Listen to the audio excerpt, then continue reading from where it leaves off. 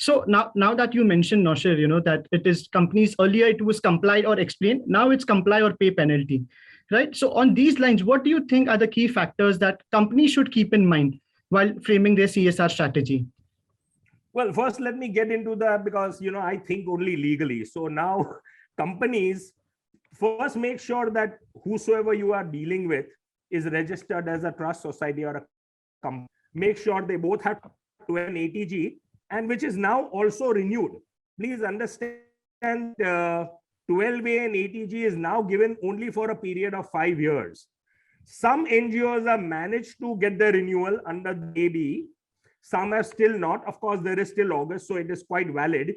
There is even a probability that the due date may be extended, but please, I don't speak on behalf of the income tax, because the income tax portal was supposed to come out with a seamless new portal on 1st of June. And for the first 50 days after its launch, it completely went haywire, and it still has glitches, which have not been fixed. So that's going to be another thing. If there is no further extension after 30th of August, which is at the end of this month, companies are going to be very wary about giving funds to such institutions. Ensure that the NGO has track record of 3 years of service and that they are registered under CSR1. Look at past performance. I've also noticed that a lot of companies do not give grants to NGOs.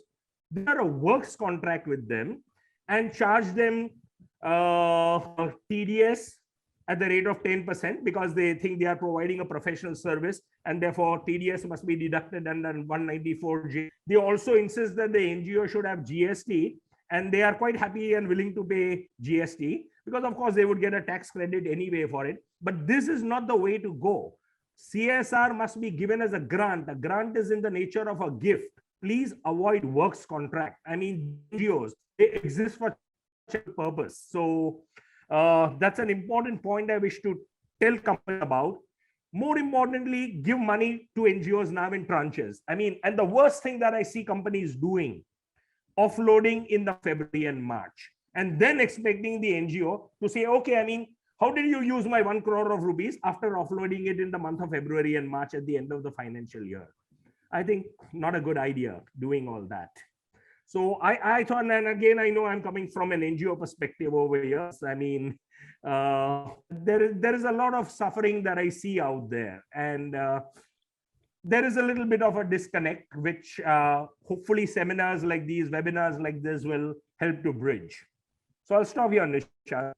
Yes, thank you. Thank you for sharing your thoughts, Noshir. And I completely agree with the point that you make that, though NGOs are receiving funding, it's usually towards, early part of Q4, wherein companies suddenly realize that they have an unspent CSR budget. So in effect, yes, they are going to do it. So might as well have better planning surrounding it.